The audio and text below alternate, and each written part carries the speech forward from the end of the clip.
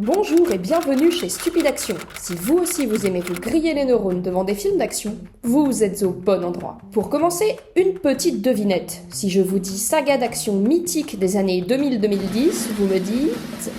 Bon, Jason Bourne, ok, mais ça ce sera pour une prochaine vidéo. Non, soyez sympa et dites-moi John Wick, juste histoire de coller avec le titre. La saga John Wick, donc, compte aujourd'hui 4 films et est portée par Keanu Reeves. Elle a fait un carton au box-office de façon plutôt constante depuis 10 ans et ne laisse personne indifférent. Au point que Monsieur Wick a su se faire une place parmi les héros d'action hollywoodiens et autres espions mythiques. Bon, fan de James Bond, rassurez-vous, 007 peut encore dormir sur ses 2 oreilles sans que le Baba Yaga ne vienne hanter ses nuits. Il n'empêche, après un 4e film l'an dernier qui a été salué par la critique et le public et une série dérivée, on attend désormais un spin-off. La saga Wick est particulièrement florissante, alors sortez vos pièces de monnaie et vos flingues parce qu'aujourd'hui, on part explorer les confins du monde des assassins.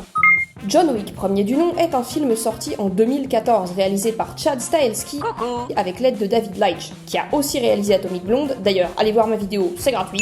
Mais pas de blonde ici, puisque le film nous raconte plutôt l'histoire de John, un ancien tueur à gages presque sans histoire. On a tous son petit jardin secret. John est désormais marié et heureux, mais malheureusement pour lui, sa femme meurt d'une maladie, le laissant effondré avec un joli petit chien pour seule consolation. Alors forcément, quand le fils insupportable d'un mafieux local décide de s'en prendre à son canidé, John, lui, décide de reprendre du service. Même si vous n'avez pas vu le film, je suis sûre que vous connaissez son pitch, qui aurait fait une excellente campagne de pub musclée pour la SPA d'ailleurs.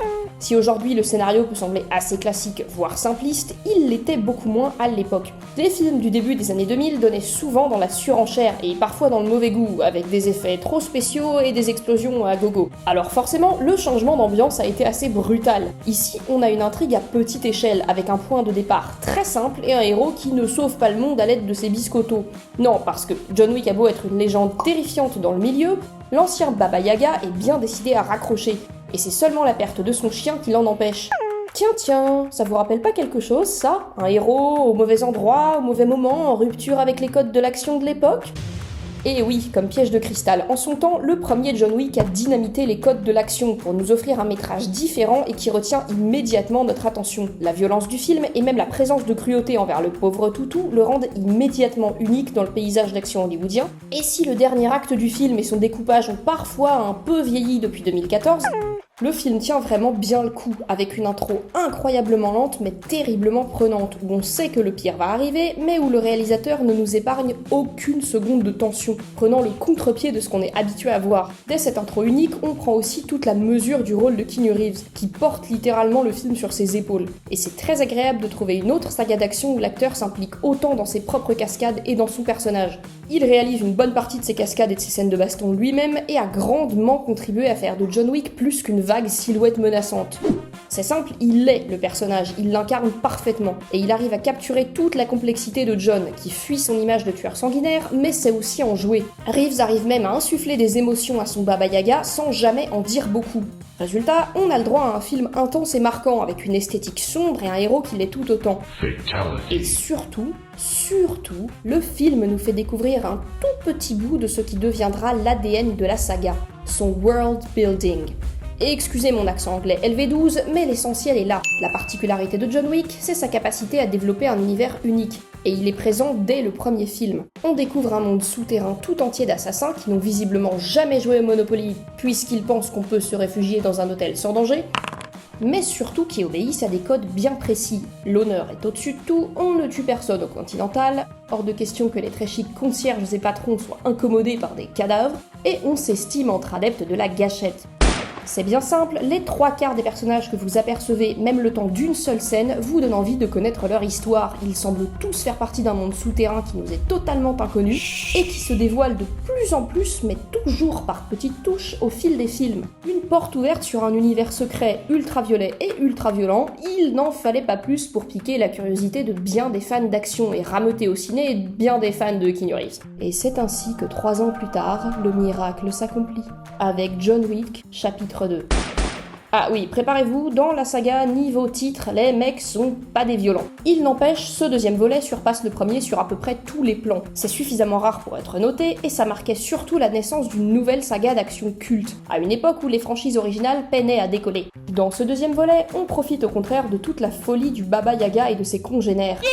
Et on voit apparaître de plus en plus d'éléments steampunk, néon dramatique et autres fêtes beaucoup trop cool pour que j'y sois invité, qui parsèmeront les films suivants. Ici, John est aux prises avec la mafia italienne car il doit une faveur à un ancien ami. Et Winston, le président du Continental, lui rappelle que dans ce monde, l'amitié, comme la mort, c'est sacré. Ce deuxième épisode se concentre sur la notion de loyauté et celle de trahison, et on voit le Baba Yaga se confronter à beaucoup plus de figures de son passé, étoffant ainsi son personnage. Mais il se confronte aussi à d'autres challengers, attirés par sa notoriété grandissante. Et si le premier film est devenu synonyme d'homicide de canidés, le second est surtout connu pour une séquence simplement hallucinamment cool, où John Wick tue des assassins à coups de flingue, de bras et de crayons à papier. Probablement un 9 mm. Séquence que d'ailleurs je vous ordonne d'aller voir, surtout si vous êtes fan de Kill Bill ou de ciné indonésien. Le film fait donc la part belle au développement stylistique, mais ici le fond et la forme se rejoignent. Car l'univers étendu nous offre des personnages savoureux. Keanu Reeves est plus à l'aise que jamais, et on notera bien sûr le retour du regretté Lance Reddick, en concierge d'un classe à faire pâlir un Kingsman. Mais aussi, et c'est un vrai coup de cœur perso, un sommelier à consommer sans modération que je rêvais de revoir dans la franchise, espoir déçu, et qui peut vous conseiller la balle parfaite pour finir votre sauterie du jour. Enfin, et pas des moindres, notons l'incroyable Laurence Fishburne en roi des souterrains et des pigeons new-yorkais. En plus d'apporter une touche d'humour plutôt bienvenue dans le film, il vous offre la version steampunk d'un personnage de Mark Twain, le genre de mélange qui rend heureux d'être en vie. Vous l'aurez compris, j'adore ce deuxième volet, plus ambitieux, plus beau, plus rythmé, plus efficace et plus fou. Il pose vraiment les bases de l'univers Wick, construit par moments presque comme un jeu vidéo, et il a indéniablement permis à la saga de se singulariser. Étant donné son succès critique comme commercial, il était presque garanti qu'on allait assister à l'arrivée d'un troisième métrage. Et que s'appellerio Parabellum, en 2019. Pour vous en parler, je vais faire un petit détour par Monsieur Wick lui-même. Le troisième opus le suit dans sa quête effrénée pour déloger la haute table, le G7 des assassins, et enfin obtenir la liberté qu'il a perdue pour l'amour de son chien. Dans les deux premiers films, même si ce n'est pas évident au premier abord, le personnage de John évoluait beaucoup. Il est en permanence en train de lutter contre sa nature violente, et si le premier chapitre posait une question intéressante sur la différence entre justice et vengeance, le second s'articulait autour de la notion de loyauté et nous laissait apprécier les relations de John. Dans Parabellum, c'est là selon moi que les choses se gâtent un tout petit peu.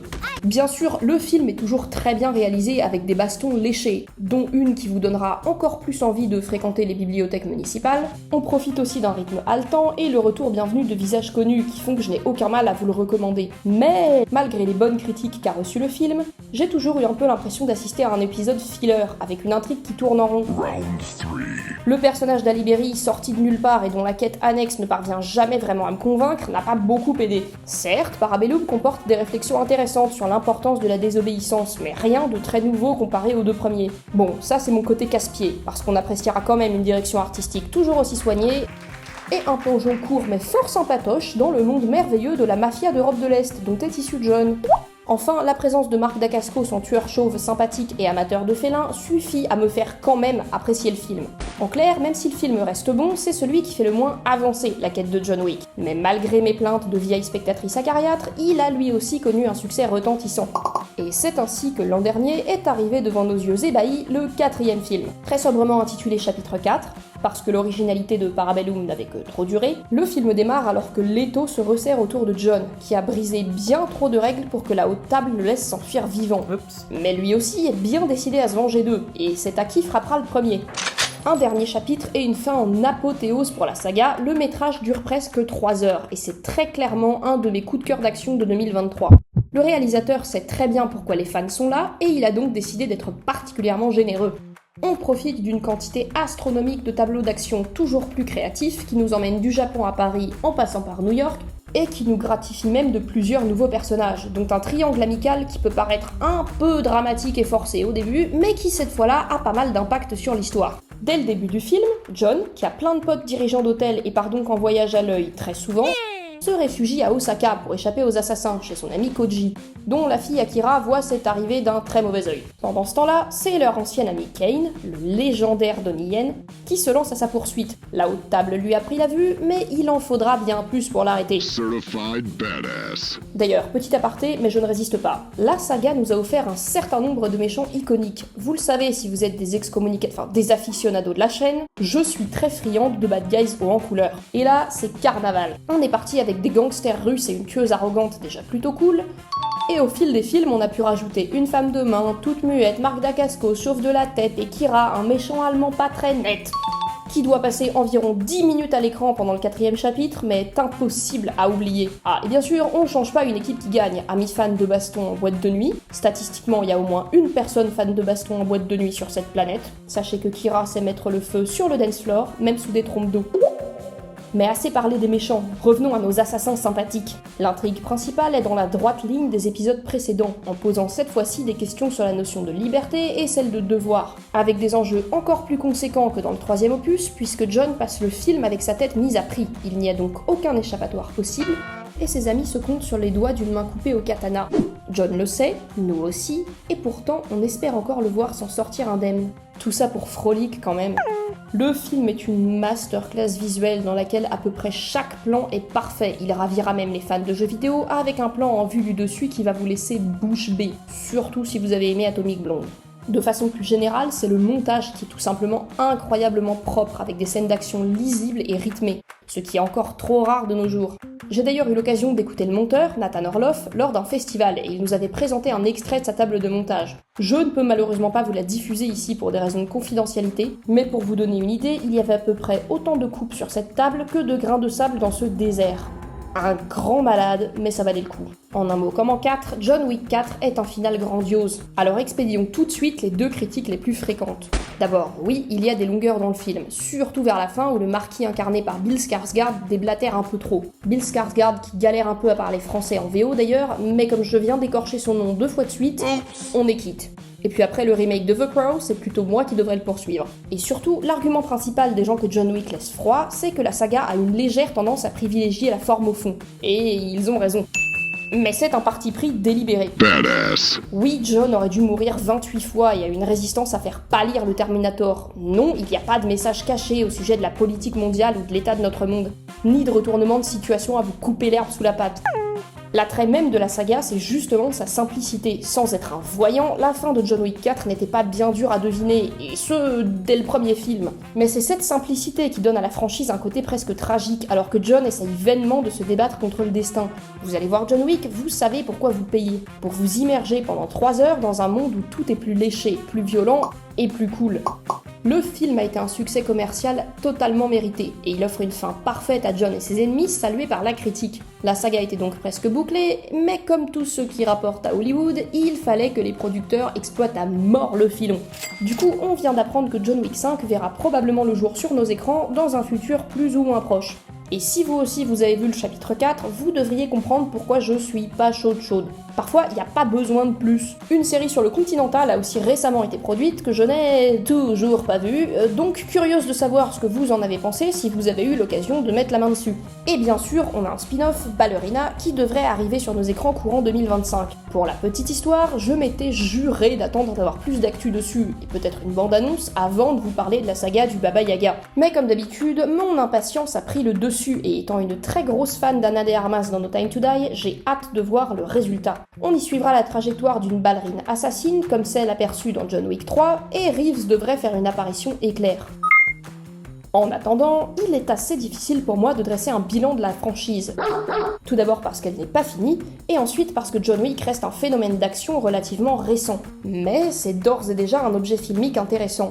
Il incarne une certaine forme de renouveau dans les années 2010, avec des métrages plus sombres et plus matures que le nawak des années 2000. Mais si John Wick est resté aussi mémorable et a bien résisté pendant plus d'une décennie, c'est justement parce que la saga a évité l'écueil du tout déprimant, et les références technologiques qui, par définition, vieillissent assez vite et souvent mal.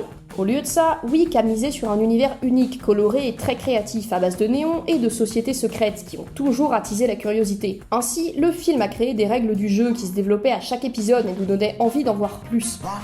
On y trouve une bonne balance entre enjeux crédibles et monde délirant, et même si l'hypothèse d'un dernier métrage me laisse sceptique, j'ai hâte de voir ce que Keanu Reeves nous réserve pour la suite. N'hésitez pas à me donner votre avis sur la saga en commentaire ou à me suggérer des idées de vidéos. La prochaine sera d'ailleurs directement tirée des coms. Chut. Et si vous ne voulez pas que le Baba Yaga vous rende visite cette nuit, likez, partagez et abonnez-vous. A bientôt pour une prochaine vidéo, et jusque là, bon grillage de neurones.